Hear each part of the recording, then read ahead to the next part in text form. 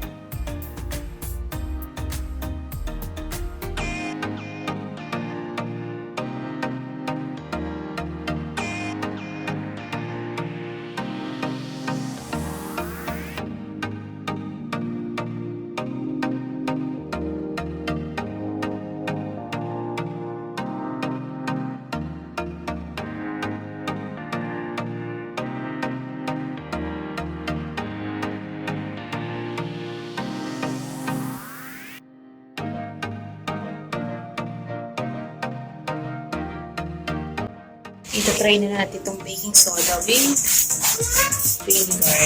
Ayan si Daddy ni. Tulad ito kung meron siya. Parang sobrang lumit niya. Tutuloyan din natin ito.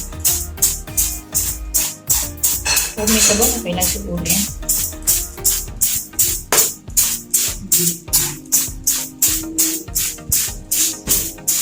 Hindi natin ito ulit. Para kumukit.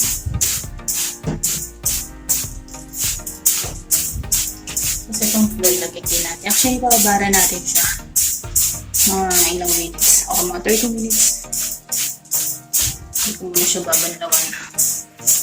We'll see kung ano mangyayari. Lagyan natin yung sulo.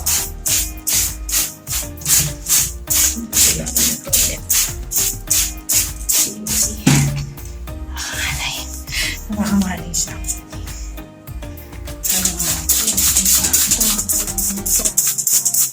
Tingnan natin kung siya na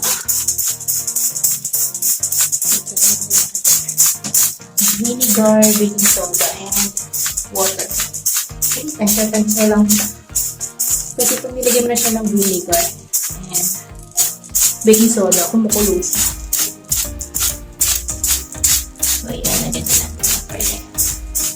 So, ayan. Update ko kayo kung anong mangyayari dito. Kung effective na talagang pang-linis ang baking soda with vinegar. So, rin nyo lang. Let's work out to. Kaya mga mamas, hindi na kailangan work out. Finish lang ng CR. Pawisang ka na. Hindi ko alam ba't hindi ko mag-linis ng CR. Ito yung aking favorite linisan. CR. So, pag naliligo ka, sabay ka na naglinis ng CR. Ganun din ba kayo mga maxis? Ayan. So, ayan. Actually, napalawan ko na siya. Medyo mas nag-whiten yung itsura niya. Pero, I think kailangan ko pang medyo babaran dun sa sahig. Pero mas nag-light na siya actually. Siguro yung mga stains lang sa gilid din. Kailangan ko siyang babaran. Siguro after yung babaran ko siguro tapos ulit na magbabat ng vinegar, baking soda, and water. Pero mas nag-white na siya actually kaysa kanina. So, I like it kasi sobrang hirap lang, no? Baking soda, vinegar, and water lang. Panglinis ng guys. Napanood ko lang din sa YouTube actually. So, ayan. So, ayan na siya for now. Kasi, ipinturahan pa to.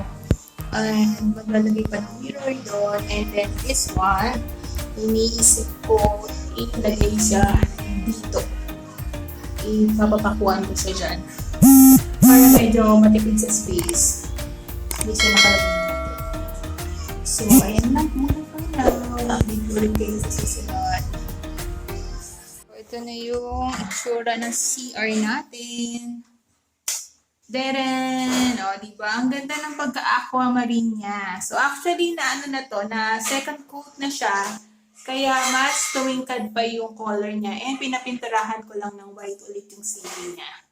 So, ayan. Ang ganda ng pagka-aquamarine niya. So, ayan. And then, ito ay nabili ko to sa Shopee.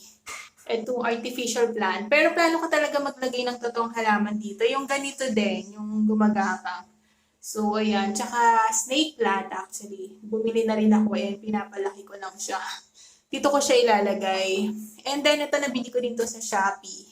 So, very useful niya sa bitaan. And, ayan, ang ganda niya. Ano ba tawag dito? And then, nakabit ko na rin ito. So, ito actually nabili ko ito sa Lazada. Pero walang lumalabas na soap. So, pero wala naman siyang leak. Pero, ayun, titingnan ko pa kung paano siya ma-resolve. And then, kakabit lang din ito. So, medyo madumi pa. Maglilinis pa ako actually ng CR. And then, ikakabit na lang yung salamin dito. Tsaka yung shelves niya. And then, itong hanging shelf, nasa gitna, kabit ko na rin. So, ayan. Tapos, naglagay dito ako ng sabitan ng sabon dito. Kasi, para dalawang klase ng sabon kasi yung ginagamit. usually, pag naliligo, and nag-start na rin ako magbabad ulit nung ACP with baking soda para mas mag-whiter yung tiles natin. So, hindi talaga ako nagpalit ng tiles except for this dahil may kailangan i-repair sa loob. So, kailangan siyang baklasin. So, buti na lang may nagsisalo sa background. So, ayan, buti na lang meron akong tiles pa. So, ayan, parang naging decor naman siya. Sumakto naman actually siya. So, ayan, i-update ko ulit kayo once na makabit na yung ating, makabit na yung mirror. So, ayan na po siya.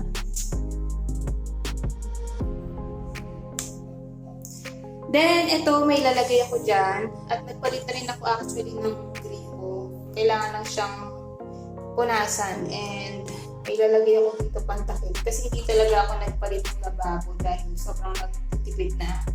So, may mga patak siya ng paint, pati dun sa toilet. So, ikikis-kisin natin yan. Then, ito, plano ko tatanggalin. Iiakit ko siya sa taas na CR para maglalagay ako ng halaman dito. So, ayan, i-update ko ulit kayo. See you!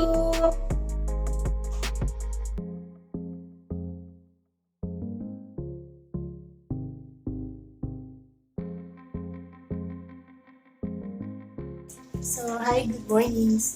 For today, ipapakita ko na sa inyo kung ano yung itsura ng CR namin. So, actually, medyo matagal na itong natapos, pero ngayon ko lang siya mapapakita dahil sobrang busy. So, hindi ko na patatagalin. Let's see.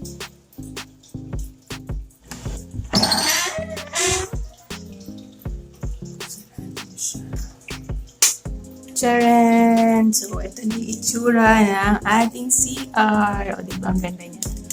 So, ayan. So, dito muna tayo sa may bandang salamin. So, ito totong halaman talaga ito. So, ayan siya. Lagyan ng tissue and then meron ako ng artificial plant. So, ayan. Ito yung frame na nabili ko na 75 pesos lang. Sa may 678 Batangas. So, ito, kailangan ko siyang i-replace kasi hindi siya nag-work set. So, wala ganun talaga pag nag-online ka. So, hindi mo talaga alam kung maganda or hindi. Pero, okay lang. Charge to experience. Then, ayan. Ito ay ginawa ko lang DIY. So, nabili ko lang yung frame sa Japan Homes. Then, ito, ginaya ko lang siya actually. Pero, ni-recreate ko siya sa Canva. So, ayan. Favorite ko yung Canva. So, ayan. So, ayan yung nilagay ko. Wash your worries away dahil malapit siya sa lababo, sa ating laboratory. Then, ito, nakabit ko na rin to. Yung ating siya, towel holder. So, ayan. Then, ito yung salamin na nabili natin sa Sky City Marketing na below 1,000 pesos lang. Ang ganda nito kasi yung mga, ayan, may ganun siyang design. So, ayan. And then, ayan, yung mga toothbrush. Ito, hindi ko na siya tinanggal kasi mga hulugan siya ng mga kung anik-anik. So, ayan. Then, ito, dahil hindi na ako nagpalit ng laboratory. Kasi ito yung sinasabi kong nabili ko sa Shopee. Pag tinanggal mo siya, ganyan tsura niya. So, ayan, pantakip pa lang siya dyan. Parang medyo presentable siyang tingnan. So, ayan. And then, naglagay din ako ng plants dito. Ayan. Totoo yan. So, pang CR talaga siya. Then, ito po, naglagay na lang ako ng basket. Lagayan ng mga shampoo, mga body soap. Then, itong cortina na to, itong shower curtain na to, matagal ko na itong nabili. Pero ngayon ko lang siya nagamit. Nasa project 6 pa lang kami. So, hindi ko siya kailangan kabit sa CR. Hindi ko alam. Siguro dahil parang talaga siya dito. So, nag-match naman yung color niya dun sa wall. So, ganyan. Then, ito, nabili ko lang sa Handyman ng worth 350 pesos. Itong shower rod na to. Itong curtain rod na to. So, ayan. Then, ito, syempre, nabili ko sa Shopee. So, more dito yung mga personal na gamit ko. Kasi, tinaas ko siya dahil si Saren, pag naabot niya yan. So, mauubos yung laman niya. So, ayan siya. Then, ito, syempre, ginawa ko lang din sa Canva. So, ayan. Welcome, please seat yourself. So, nilagay ko na lang siya dito para hindi na ako magbubuta sa ulo. So, ayan yung mga soap na nilalaro ni Saren. Kaya medyo tinaas ko na. And then, ito yung nabili ko naman din sa Shopee. This is artificial lang. So, ayan. Actually, naglagay din ako nito sa CR sa taas. And ito na yung shower natin na nabili natin sa Sky. So, ayan. Pero dito kasi, naka-close na to talaga. Pero naglagay na lang din ako ng gripo ka. Kasi binili akong gripo na sayang naman, hindi naman magamit. Para lang hindi ma-overuse to. So, ganito yung itsura niya. Pag nakabukas yung shower, ay! Ayan. So, ayun siya. Yung itsura niya. So, na. So, ang ganda nito kasi parang nasa hotel. So, ayan. And then, okay, ganun din siya. So, ayan. Then, ito, nilagay ko na lang to sa sahig. Itong nabili ko sa Shopee din na pang anti-gas. Ito ko na lang siya nilagay sa sahig. Hindi siya magagamit sa taas kasi nawala namang naliligo. So, ayan. Overall, ito yung itsura ng aming renovated CR, no? So, ang ganda nung pagka-aquamarine talaga nung wall. So, ayan siya. So, ito, close natin para makita natin siya ng buo talaga. So, ayan, nakakatuwa. Kasi na-achieve niya talaga yung gusto kong mangyari sa CR namin. So, ayan, actually gusto ko pa maglagay talaga ng mga halaman.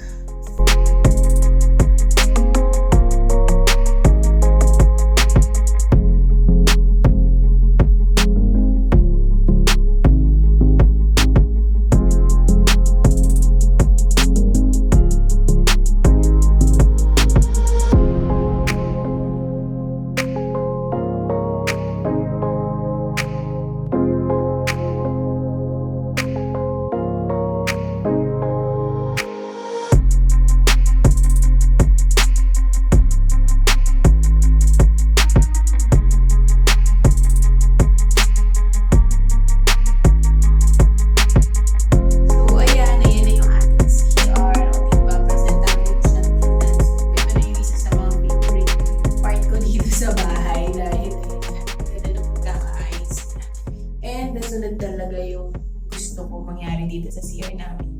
And syempre, medyo magastos lang, pero very minimal lang naman. Kasi ang pinakamahal na binili ko dito is yung shower na worth 2,400. And sumunod na sa salamin na below 1,000 pesos lang. And then itong mga anik-anik na yan. Pero actually sa CR naman, hindi naman kailangan talaga palitan mo na agad siya ng bongga. So, katulad itong tiles na ito, hindi ko na siya pinapalitan kasi talagang kiniskis ko lang siya. And, yun nga, gamit ako ng baking soda, vinegar, and water. So, nagawa naman siya ng paraan. So, ayan o. Kasi sayang, hinahinayang ako ito. Gusto ko talaga magpalit ng tiles. Pero, siguro sa mga susunod na taon na lang. Kasi kailangan na natin magpipit. And then, ayun nga o. Yung nasirang tiles, nag-match naman siya dun sa may laganan ng sabon. So, ayun lang. So, ayan na yung ating pinaghirapan at DIY na CR. And, so, ayan sa mga gusto ko magpa-renovate ng CR dyan, no? Pwede natin gawin yan. And kailangan lang talaga natin maging creative. Kung ano pa yung mga pwede natin gamitin, is gamitin natin. Hindi talaga natin kailangan gumastos ng mahal. So, ayan for today. See you sa aming next vlog. Please like and subscribe to our YouTube channel, mjandfamchannel, for more videos. Stay safe, everyone. God bless. Bye!